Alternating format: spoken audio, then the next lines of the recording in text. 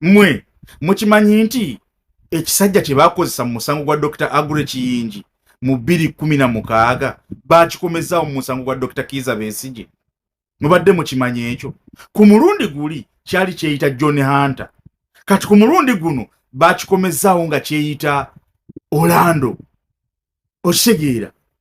Teriyo kintu kisinga kunnuma kubanga tufugibwa abasajja abafere, naye ng'obufere bwabwe ate bwakijega nnyo. Tufugibwa abasajja abatumbaavu naye ng'ate bajjega bazibu. Obadda kamera zigezako kusika ekisajja kino tufune ekifaananyi kyakyo ekituufu nga kamera tezikisika bulungi, n'omuntu eyakikubye ekifaananyi ndowooza yebbiridde bwebbirizi mu kkooti n'akikuba ekifaananyi ekisajja kino. Amawulire gonna agaasomeddwa ku TV ne ku TV zaabwe gabadde tegaleeta musajja ono bweda tuwulira ddoboozi nga tebaagala mmuleeta mu kamera. Lwaki? Because bakimanyi nti omusajja Abannayuganda babadde bamumanyi nti yajja mu musango gwa Dr. Agure Kiyingi. Okitegeera? Bw'ogenda ku internet n'oteekamu amannya gano tebalina profile ntuufu gye bakuleetera ku musajja ono. Ate ne internet yennyini ekugamba nti omusajja ono baamukozesa mu 2016 musango gwa Dr. Agure Kiyingi. Bano abasajja simanyi na oba ebintu babikola batya, oba balowooza tuli basiru Bannayuganda. Kakati mu musango gwa Dr. Kizza Besigye bagamba nti Dr. Kizza Besigye yali agala kumaamulako gavumenti, naye si kumaamulako bumaamuzi gavumenti, wabula yali agenda kutemula Museveni ne mutabani we. Ekyo kyokka yoka statement emumala omusindika mu kkooti y'amagye naye awuliza mu kkooti ya bulijjo. Eyo statement yokka emala okusindika omuntu okuba nga awuliza mu kkooti y'amagye. Kyova bagamba bano abasajja bajega nnyo tebali smart. Okutta omwana wa National Unity Platform alina obusaati obumyufu omusimbye mu kkooti y'amagye yawuliza n'okwata gw'ogamba nti abadde agenda kutemula omukulembeze wammwe. Kyonna kyekiri simanya ne mutabani we n'omuteeka mu kkooti eya bulijjo.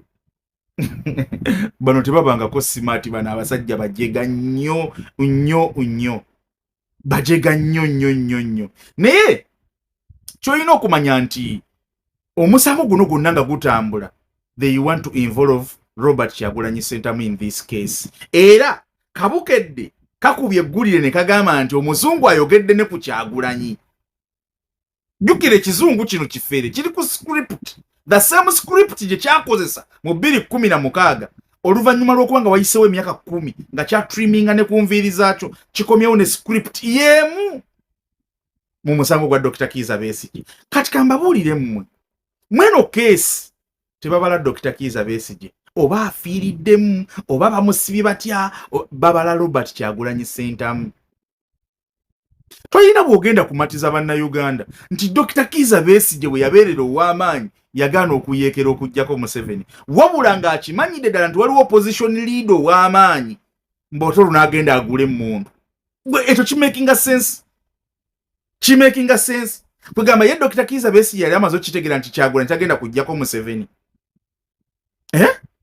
Kimakinga sense. Wano wonna bali mu kubala Kyagulanyi abeera atya involved mu keesi eno. Teriyo muntu musiru alina ttiimu ya mupiira agamba nti kati eno ttiimu tegenda kumpangulira ku fayino kangula abasambi abalala before the fayino. Obeera musiru wannabaki. Besigye yabeera ow'amaanyi, Besigye yalina obuwagizi, Besigye emyaka 20 nga Bannayuganda bamulonda, nga Besigye talina kirowoozo kyonna kya mmundu mu mutwe gwe. But oluvannyuma lw'okuba nga ate waliwo opposition leader w'amaanyi, Besigye n'alyoka afuna ekirowoozo ky'okugenda afune emmundu ajja amaamuleko Museveni. Sina kumaamulako bumaamuzi, just nti ajje atte Museveni ne mutabani we. Naye ng'ebyo byonna abikolera mu space nga waliwo opposition leader w'amaanyi. Naye mujjukire nti waliwo ssente ezagenda ewuwe mu 2021 mu elections nga zaava mu gavumenti, era nga n'abaazitwalayo bannabyabufuzi ab'amaanyi ebiseera ebyo ku ludda oluvuganya. Kati bakugamba nti ate Besigye yali agenda kugula mmundu. Ekyokubiri, omuzungu ono tebalina we bakulagira nti ayina training yonna oba yali aduumiddeko ekibinja kyonna, kale kababe ba machineries ng'abalina nga yali abatendese nga bali mu bikolwa bya kulwana. byakwata mmundu kati wano bakugamba nti yali agenda kuyambako bano abasajja ba Besigye okubatendeka okuyiga obukodyo bw'ennwana obw'ekijaasi naye talina profile yonna eraga nti omusajja ono yali abaddeko mu magye yadde ag'Amerika kale yali abaddeko machinery. Kati bano abasajja bwe sibayita basiru mba ngenda bayita ki? Besigye bwe yabeerera ow'amaanyi teyalina kirowoozo kigula mmundu.